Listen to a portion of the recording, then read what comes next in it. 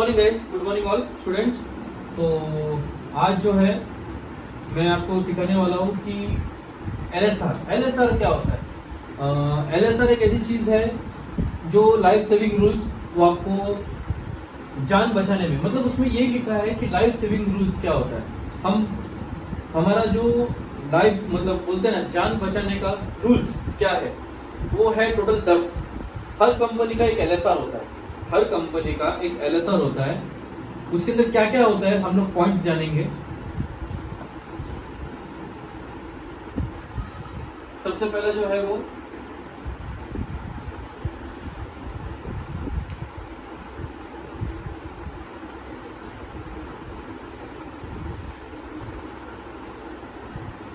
Work authorisation.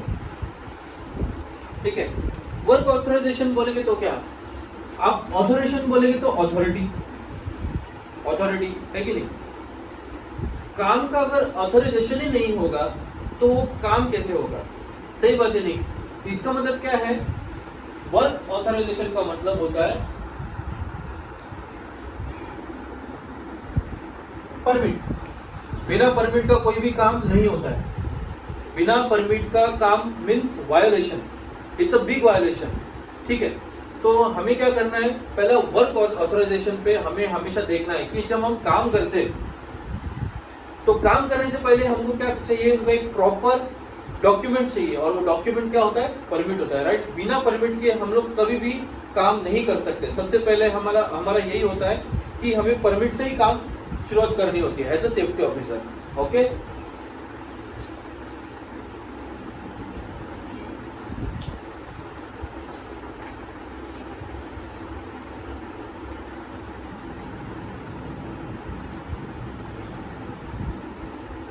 Confined space में यानी एक ऐसी जगह जहां से एंट्री और उसके एग्जिट एक जगह पर ही है, उसका वेंटिलेशन नहीं है, और जहां पे लोग ज्यादा टाइम तक काम नहीं कर सकते। अभी जैसे कि ये रूम है, इस रूम में मैं कम से कम 10 घंटा 12 घंटा पढ़ा सकता हूँ, मैं आराम से पढ़ सकता हूँ, ठीक है।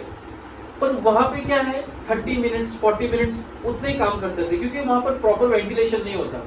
ठीक है, तो उसके हम लोग क्या बोलते हैं, कन्फाइंड स्पेस बोलते हैं। कन्फाइंड स्पेस एक ऐसी जगह होती है जहां पर हम लोग आर्टिफिशियल हम लोग उन लोग को वेंटिलेशन प्रोवाइड करते हैं। ऑलराइट, तो उसमें कैसा होता है कन्फाइंड स्पेस में कि वर्कर लोग 30-35 मिनट्स ही काम कर सकते हैं, उसके ऊपर नहीं। और उनके जो एंट्री एग्जिट जो होती है वो एक ही होती है और वो छोटी होती है। ठीक है, वैसे इसको बोलते हैं हम लोग कन्फाइंड स्पेस।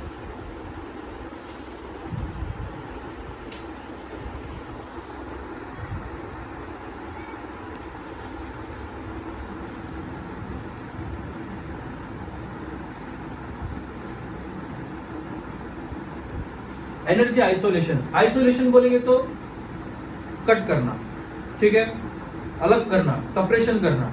ठीक है, एनर्जी आइसोलेशन बोलेंगे तो हम लोग कभी कभार, मैं आपको एक नॉर्मल एक एग्जांपल देता हूँ कि जैसे कि कोई बिल्डिंग में कोई काम चल रहा है, ठीक है। बिल्डिंग में कहीं पर भी आपका जो मेन डीपी जो रहता है वहां पर कोई समझो इलेक्ट्रॉनिक का कोई काम कर रहा है वहां पर, ठीक है, और आपने आपका घर का चालू कर दिया, ठीक है, तो क्या होगा, पूरा स्पार्क हो जाएगा। क्यों हो जाएगा, आपको पता नहीं है कि नीचे काम चल रहा है, ठीक है। पर जब एक एनर्जी आइसोलेशन हम लोग करते हैं, ठीक है, और वो टाइम पे अगर समझो हम लोगों ने प्रॉपर उन लोगों को बताया कि हम लोग काम करने वाले हैं, और आप ये भी बोल सकते हैं कि वहां पर एक ये आता है, टैग आता है, टैग, ठीक है। इसको हम लोग बोलते हैं लॉग आउट और टैग आउट। तो लॉग आउट और टैग आउट यही चीज होता है जिसमें हम लोग को पता चलता है कि ये जो काम बंद किया गया है, लाइट जो बंद किया गया है, किसके लिए किया गया है। चाहे वो किसी फ्यूज का प्रॉब्लम हो, चाहे कोई वायर चेंजेस करना हो, ठीक है, उसमें हमें पता चलता है। वरना मतलब क्या है कि हम लोग हमारा स्विच ऑन नहीं करेंगे, और वो स्विच ऑन नहीं करेंगे तो नीचे जो काम कर रहा है बेचारा वो कहीं मरेगा नहीं, ठीक है। तो ये एनर्जी आइसोलेशन होता है कि जब एनर्जी आइसोलेशन करते हैं हम लोग पूरा, तो उसको हम लोग लैग आउट और टैग आउट भी करते हैं। ऑलराइट, हमारा 4th पॉइंट है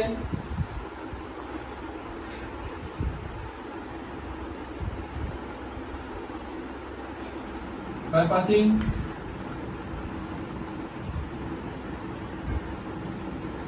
कभी भी बाईपास नहीं करना, कभी भी आपकी सेफ्टी कंट्रोल को बाईपास नहीं करना। बाईपास बोलेंगे तो निग्लेक्ट उसी को है। जैसे आपने कोई कंट्रोल्स लगाए हैं, जैसे कि वो पीपी का कंट्रोल्स हो, आपने अगर समझो वो चीज को नहीं करते हुए आपने वो हाथ से किया, इसका मतलब क्या हुआ, आपने वो सेफ्टी कंट्रोल को बाईपास किया, ठीक है, निग्लेशंस किया। क्या पता अगर वो हाथ जो है आपको अभी ग्लव से करना था, वो टॉक्सिक केमिकल आपने हाथ में डाला तो पूरा हाथ जल गया। बाईपास किया आपने, इसी की वजह से हुआ।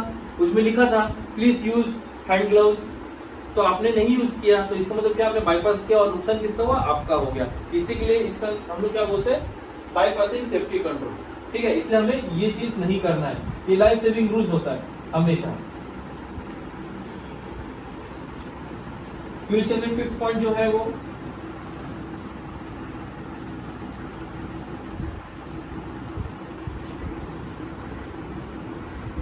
Work at height. Work at height